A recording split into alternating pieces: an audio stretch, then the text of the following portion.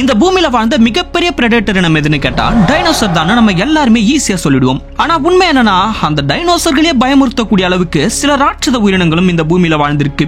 So அந்த வகையில dinosaur காலகட்டத்தில் வாழ்ந்த டைனோசரை விட பயங்கரமான மிருகங்கள் எல்லாம் என்னென்ன அப்படின்றதுதான் இந்த வீடியோல பார்க்க போறோம்.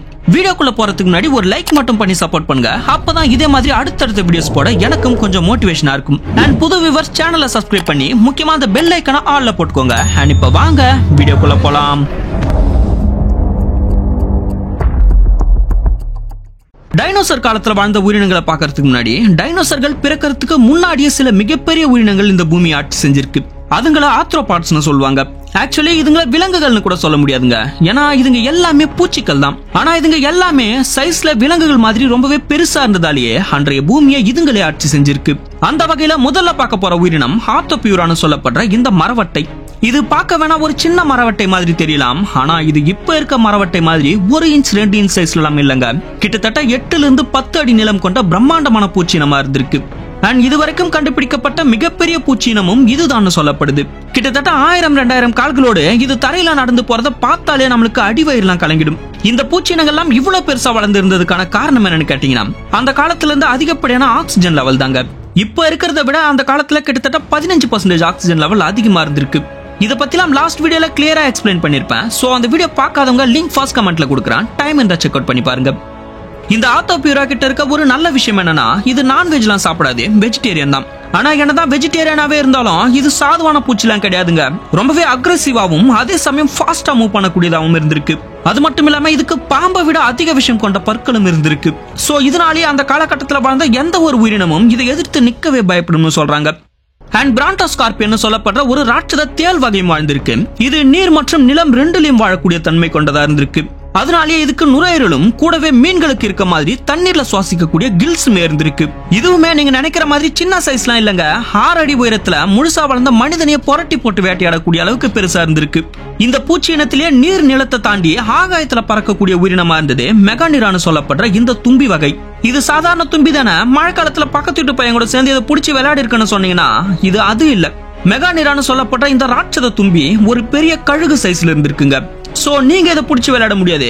ஒருவேளை நீங்க குழந்தையா இருந்தீங்கன்னா இது வேணா உங்களை பிடிச்சிட்டு போய் விளையாட வாய்ப்பு இருக்கு. ஆனா ஒரு ஃபேக்ட் என்னன்னா இது உங்களை வச்சு விளையாடிக்கிட்டுலாம் இருக்காது. இந்த பூச்சி சாப்பிடுற மாதிரி பிச்சு சாப்பிட்டுட்டு போயிடும். ஏன்னா இது வெஜிடேரியன்லாம் கிடையாது, நான் வெஜிடேரியன். அண்ட் இது அந்த காலத்துல ஒரு பயங்கரமான பிரெடேட்டரா இருந்திருக்கு. இது குறி வைக்கிற எதையுமே மிஸ்ஸே பண்ணாதாம். இப்ப வரைக்கும் இதுக்கு ஈக்குவலா வேட்டையாடுற எந்த ஒரு உயிரினத்தையும் நம்ம விஞ்ஞானிகள் கண்டே பிடிக்கலன்னு சொல்றாங்கன்னா பாத்துக்கோங்க.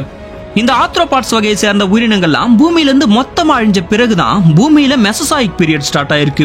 அதாவது டைனோசர்கள் போன்ற ராட்சத உயிரினங்கள் உருவான காலம். இந்த மெசோசாயிக் பீரியட்ல வாழ்ந்த உயிரினங்கள்லயே டைனோசர்கள் தான் மிகப்பெரிய பிரெடேட்டர் இனமா இருந்திருக்கு. ஆனா இந்த டைனோசர்களை தவிர வேறு சில பிரம்மாண்டமான உயிரினங்களும் வாழ்ந்திருக்கு.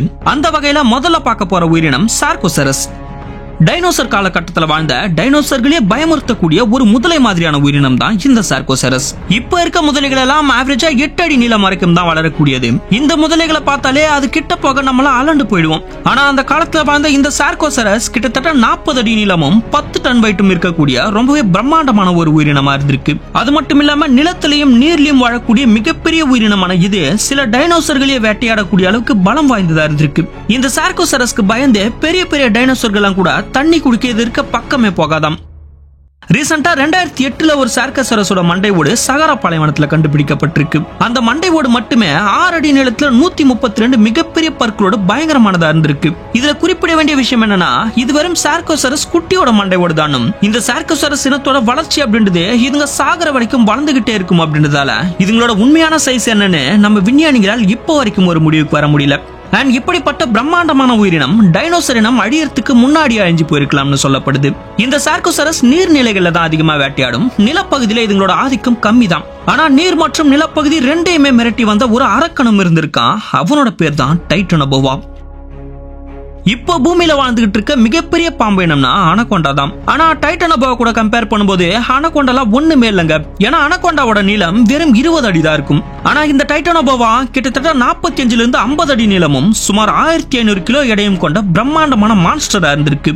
சவுத் அமெரிக்காவோட சதுப்பு நில காடுகள்ல வாழ்ந்த இந்த டைட்டனோபோவா முதலைகளை தான் தன்னோட உணவாவே வேட்டையாடி சாப்பிட்டுக்கிட்டு இருந்திருக்கு. அனகொண்டா மாதிரி இதுங்களுக்கும் விஷம் கிடையாது. சோ இதுங்களும் தன்னோட இரையை இறுக்கிய சாகடிச்சிடுமாம். இந்த டைட்டனோபாவும் டீரெக்ஸும் வெவ்வேறு காலகட்டத்தில் தான் வாழ்ந்திருக்கு. ஆனா டீரெக்ஸ் வாழ்ந்த காலகட்டத்தில் இது வாழ்ந்திருந்தா டீரெக்ஸையே வீழ்த்துறது மட்டும் இல்லாம அதை முழுசா விழுங்கக்கூடிய அளவுக்கு பலம் வாய்ந்த பாம்பினமா இருந்திருக்கு இந்த டைட்டனோபா. டைட்டனோபாவுக்கு அடுத்தபடியா காடுகளில் சுத்தி தெரிஞ்ச ஒரு குரங்கு இனம் தான் நம்ம காங். ஆக்சுவலி இந்த குரங்கு வகையோட பேர் காங் கிடையாது, ஜெய்ஜென்டோபித்திகஸ். ஆனா இந்த குரங்கு வகையை இன்ஸ்பயர் பண்ணி தான் ஃபிக்ஷன்ல காங்க கொண்டு வந்தாங்க. கிட்டத்தட்ட 12 இருந்து 18 அடி உயரமும் 800 இருந்து 1000 கிலோ எடையும் கொண்ட இந்த குரங்கு இனம் நல்லா திடமாகவும் பலமானதாகவும் அதே சமயம் ரொம்பவே புத்திசாலித்தனமானதாகவும் இருந்திருக்கு. சோ இது வாழ்ந்த காலகட்டத்துல காடுகள்லயே இதுதான் பெரிய விலங்காகவும் ஒட்டுமொத்த காட்டுக்கே கிங்காகவும் இருந்திருக்கு. இது ஒரு குரங்கு இனமாவே இருந்தாலும் ரொம்பவே உயரமா இருக்கிறதால இதுங்களால மரம் ஏற முடியாது. அண்ட் இது வெஜிடேரியன் அப்படின்றதால கீழே கிடைக்கிற இலை தழைகள், பழங்கள், கிழங்குகள் போன்ற உணவுகளை தின்னு வாழ்ந்து வந்திருக்கு. சவுத் ஏசியாவோட வனப்பகுதியில இருப்பிடமா கொண்ட இந்த குரங்கு இனம் 2 கோடி வருடங்களுக்கு முன் பூமியில வாழ்ந்து வந்ததா கண்டுபிடிக்கப்பட்டிருக்கு. அதாவது டைனோசர்கள் இனம் முற்றிலும் அழிஞ்சி அடுத்த 4 கோடி வருடங்களுக்கு பின் தான் வாழ்ந்திருக்கு. ஆனா நம்ம இந்த வீடியோல ஸ்பெசிபிக்கா டைனோசர் பீரியட்ல வாழ்ந்த உயிரினங்களை பத்தி தான் பார்த்துட்டு வரோம். சோ இந்த காங்க பத்தி இப்ப பேசணும், இதை பத்தி டீடைலா ஒரு தனி வீடியோ போட்டுடுறேன். அப்படியே ஒரு 4 கோடி வருடங்கள் பின்னோக்கி மெசோசாயிக் பீரியட்க்கு திரும்பி வந்து பார்த்தா நிலப்பகுதியில டைனோசர்களுக்கு டஃப் கொடுக்கிற வகையில ஒரு உயிரினம் வாழ்ந்து வந்திருக்கு. ஆக்சுவலி இதுவுமே டைனோசர் வகையை சேர்ந்ததுதான். இதோட பேர் ட்ரைசெராடாப்ஸ். இத 3 கொம்பு காண்டாமிருகம்னு கூட சொல்லுவாங்க.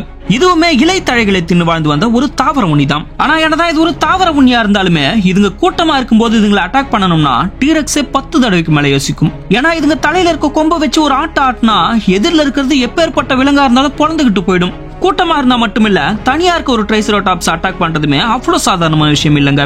அதே மாரி இது தனியா இருக்கும்போது டீரெக்ஸை வந்து அட்டாக் பண்ணாலும் காட்டோட ஒரு தலை சிறந்த பிரெடேட்டருக்கும் ஒரு தலை சிறந்த டிஃபெண்டருக்கும் இடையே நடக்கிற சண்டை பார்க்கவே பயங்கரமானதா இருக்கும்.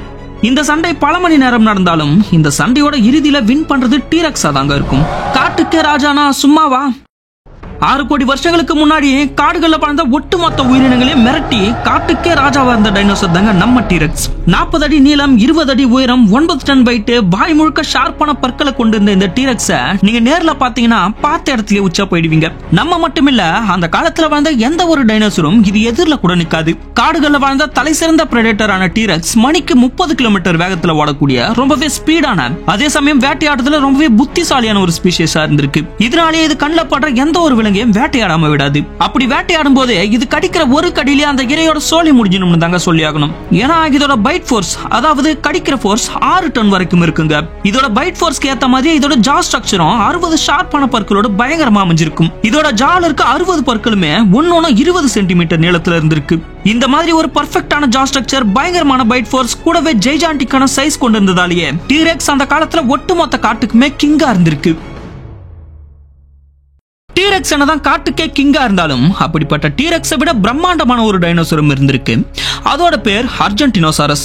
131 அடி ஹைட்டும் கிட்டத்தட்ட 110 டன் வெயிட்டும் கொண்டிருந்த இந்த டைனோசர் தான் இதுவரைக்கும் நிலத்துல வாழ்ந்த ஒட்டுமொத்த உயிரினங்களிலேயே மிகப்பெரிய உயிரினமா இருந்திருக்கு.